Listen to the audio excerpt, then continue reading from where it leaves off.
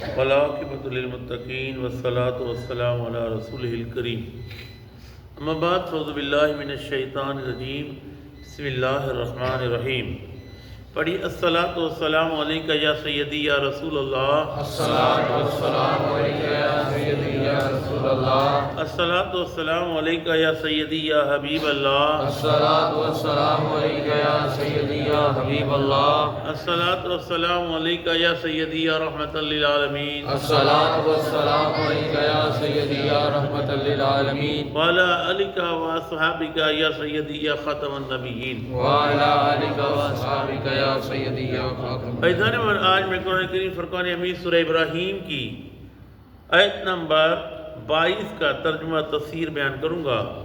اللہ کا دعا ہے اللہ تعالیٰ مناجات کو صحیح بیان کرنے کی، حق بیان کرنے کی توفیق عطا فرمائے، مجھے اور آپ کو سن کر قائم و دائم رہنے کی توفیق عطا فرمائے۔ اللہ تعالیٰ قرآن کریم میں ارشاد فرماتا ہے وقال الشیطان لما قضی الامر ان اللہ وعدکم وعد الحق، اور شیطان کہے گا لما قضی الامر، جب فیصلہ ہو چکا ہوگا، فیصلہ ہو جائے گا، ان اللہ، بے شک اللہ کا وعدکم، جو وعدہ تھا وعد الحق، سچا ہے، ووعدتکم، میں نے تم سے وعدہ کیا تھا، فاخلفتکم، پس میں نے تم سے جو وعدہ کیا تھا خلافی کی، وما کان لی علیکم من سلطان،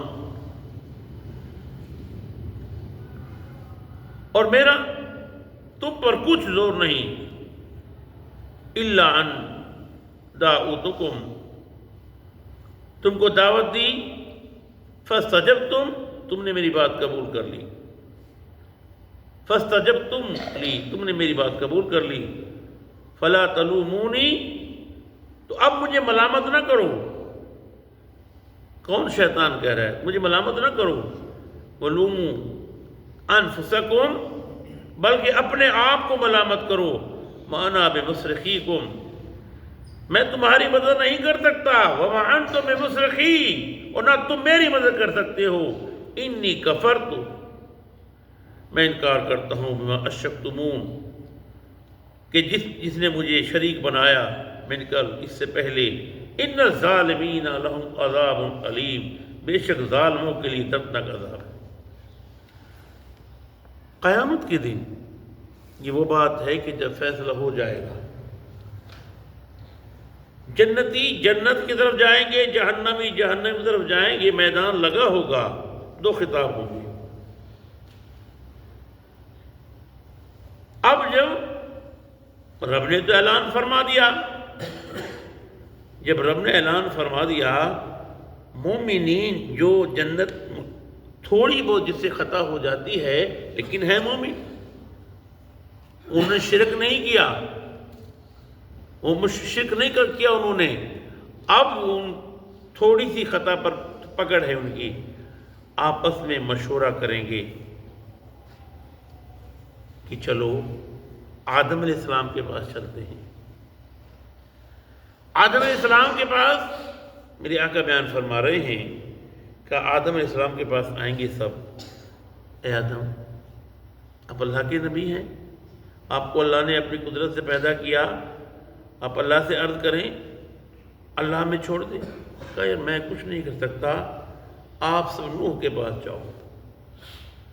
سب لوگ نوح علیہ السلام کے پاس آئیں گے۔ میرے آقا شاہ فرماتے ہیں نوح علیہ السلام کہیں گے میں کچھ نہیں کر سکتا، تم ابراہیم کے پاس جاؤ۔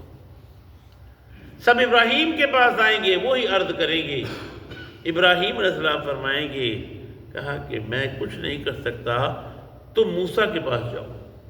سب موسیٰ کے پاس آئیں گے۔ موسیٰ علیہ السلام کہیں گے میں کچھ نہیں، تو عیسیٰ کے پاس جاؤ۔ سب عیسیٰ ابن مریم کے پاس آئیں گے۔ عیسیٰ ابن مریم کہیں گے میں کچھ نہیں، چلو خاتم الانبیاء کے پاس چلو، سب چلتے ہیں۔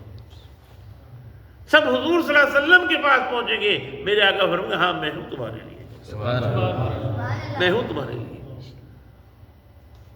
میرے آقا شدہ ریز ہو جائیں گے، اللہ کے حضور عرض کریں گے۔ جب عرض کریں گے اللہ میرے آقا کی شفاعت قبول کرے گا، قبول پھر اللہ بخش دے گا۔ اب یہ تو ہوا نا، ایک مومن ہو گئے جنت میں چلے گئے، ایک طرف شیطان خطاب کرے گا، آگ کے ممبر پر بیٹھ جائے گا، وہ سب کچھ کرے. اب شیطان کیا کہے گا؟ ہاں بھائی، مسئلہ یہ ہے کہ تم نے میری مانی، میں نے جیسا کہا تم نے کہا. اب بتاؤ، نہ میں تمہاری مدد کر سکتا ہوں، نہ تم میری مدد کر سکتے ہو. میں کیا کروں؟ میں خود میرے ہاتھ میں کچھ نہیں ہے، میں کچھ نہیں کر سکتا. تو رب فرمائے گا کہ بے شک اب یہاں تمہارے لیے ایسا عذاب، دردناک عذاب ہے کہ ان کو اٹھا کے جہنم میں پھینک دیا جائے گا. جنتی جنت میں چلے جائیں گے، جہنمیوں کو جہنم میں پھینک دیا جائے گا. کل سے اس کا ریلیٹڈ ہے. اللہ عمل کریں توفیق عطا فرمائے. وما علینا